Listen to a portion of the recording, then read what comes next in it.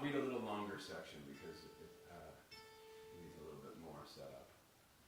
This is a story about a woman who walks in on her husband cheating on her, and so leaves him, and then she's kind of a hippie lady. She's very zen, very calm, and so she kind of thinks that she has taken it in stride and is okay with it all, but a few months go by and she starts losing her temper constantly, and so I'm going to pick up at a part of the story where she's breaking down. And then we're going to sing this song together. So this is your yodel part. I'll just teach you you don't have to worry about the words, you just have to worry about this part, which goes, la, da da da. That's all you have to do. And then I'll sing, la, da da da. And then you go, la, da da da, da da dee. That's it. It's just those two parts. It happens twice. Then you go la da da da, and I'll sing the line. And then you go la da da da da dee. Yep. You got it. Great. It's fine. I'm gonna sing it anyway. So if you don't sing, it'll still be there. We're not relying on you.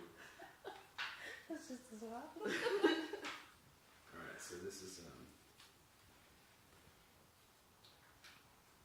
a story called Found Art. Turns out you won't get it from this excerpt, but she's the one who has actually made the Brontosaurus that you find Russell taking in the beginning. Let's see. Okay. So I'll read you like a 5 or 6 page chunk. The first real incident occurred in January at a protest on campus. Sheila went to a lot of these rallies against the war, against guns, against fracking, against the Citizens United decision. That's a case that was in America about, well, whatever, doesn't matter. She had even started a Facebook group called We Don't Rest, We Protest. The members were mainly former hippies who got equally outraged about similar issues. On corners, they held up banners with painted slogans, cars would pass and honk. Sometimes petitions were circulated, sometimes they collected donations, but mostly they just held up signs. Of course, Sheila recycled the materials as much as possible, pasting over the old slogans or writing on the back of the poster board for different causes.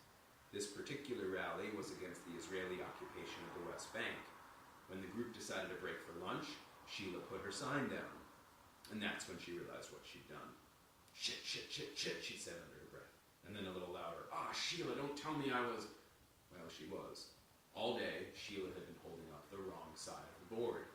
Among all the various slogans urging a free Palestine, Sheila had been vigorously waving a sign that read, corporations are not people. It wasn't really that big a deal. Ordinarily, she would have just laughed, but on that particular day, Sheila did not laugh. She felt like a complete fool and went red with embarrassment. The embarrassment turned into anger, an anger so frightening and unfamiliar that she didn't know how to contain it. She thought of Walter then. Her instinct was still to blame him when anything went wrong, to trace some circuitous, logical path back to that stupid man and his infidelity. When she realized Walter couldn't be blamed, she set to ripping apart the poster. This was awkward and difficult, given that the board was thick and hard to tear. Eventually, she just folded it in half and threw the damn thing to the ground. She stomped on it like a child. The second big outburst came in March. Sheila was what some might call an outsider artist. She made sculptures in her free time. It was something Walter had always encouraged, she had to admit. Her pieces were conceptual, made primarily of flotsam and jetsam that she collected on the shore, on the side of the road, car parts, old buoys, driftwood. Her friends called it found art. The term had never bothered her before. She even used it herself from time to time. But apparently that time had passed. And one morning, Sheila snapped. A neighbor walking a dog saw she was working on something and tried to be friendly. I'm a big fan of found art. That was all he said. His tone was pleasant enough. Sheila whipped around from the large piece of foam she was spray painting and gave him a withering look. It's not found art, you moron. I don't find the art. I make it. I find the materials. I do not find the art. Her daughter June was sitting on the porch. She came running down toward the curb. Sorry about her, she said. Then in a whisper, what the hell, Mom? Well, June, her tone was syrupy, do you think someone could just find something like this lying around? It's insulting. It's unintelligent. The man was still standing right there. He heard every word, so June apologized again. He turned and walked off, shaking his head. That was, pretty crazy, Mom. That guy did nothing wrong. Who cares what somebody calls it? Who cares? What's with you kids? I care. Sheila held up the piece she was making, suddenly eyeing it critically. It's conceptual art, June. That's what it is. I'm a conceptual artist, and that is what it should be called. Conceptual. You can't find a piece like this just sitting around. For Christ's sake. Later that afternoon, Sheila was working on the same hunk of foam when the mailman came with her mail. What is that, some sort of creature? The look Sheila shot him made him intuitively clutch his saddlebag tighter, but it didn't stop him from hazarding a guess. Armadillo? Her glare intensified. Beaver? No one ever knew what Sheila's sculptures were. Never bothered her before. But that was the old Sheila. You blind, she barked. Use your eyes. Porcupine? He tried again. What's with you men? You're all fools. It's a bridge. Sheila looked at it again. She hesitated a moment, but then she said it again. It's a damn bridge. A bridge? He sounded doubtful. She mocked his tone. A porcupine? Well, it what? Do you even know what a porcupine looks like? Apparently not, he said, dropping her mail hard on the step and then walking off. But I sure as shit know what a bridge looks like. In retrospect, that exchange was the tipping point, when Sheila's rage shifted from isolated outbursts to a more constant state of frustration and anger. And then, in early summer, the car thing happened. Maybe 10 years earlier, still apparently happily married, Sheila got an idea. After a friend painted zebra stripes on her white Ford Taurus, and another acquaintance turned the roof of his Volvo wagon into an AstroTurf field, complete with fake flowers and a foot-tall grazing clay goat, Sheila decided to turn the family's white VW Bug into what they came to call Bugs Bunnies.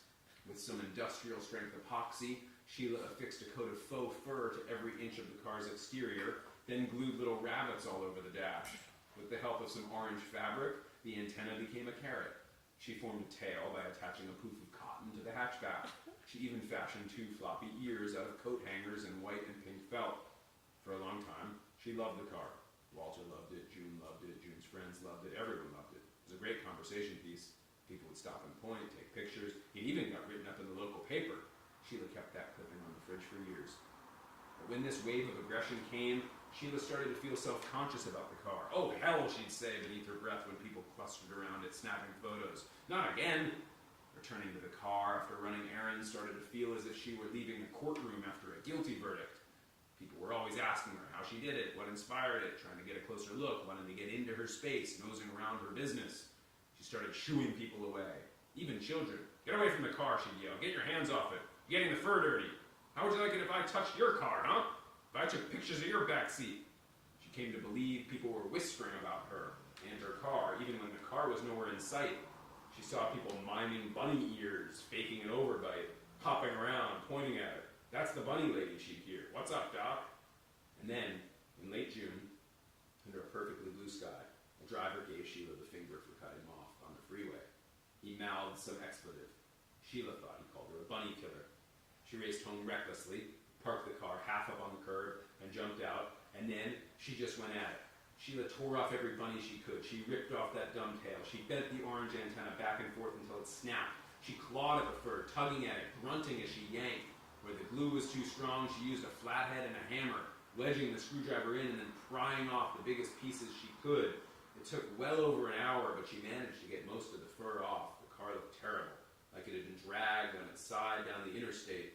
The screwdriver had left scrapes and dents all over. Most of the paint was chipped off. Some patches of fur remained. Glue residue was everywhere, and all the time she was ranting about Walter, about kids today, about wanting to burn down everything around her. Just burn it all, she was saying. The house, the town, the hills. The hell do I care anymore?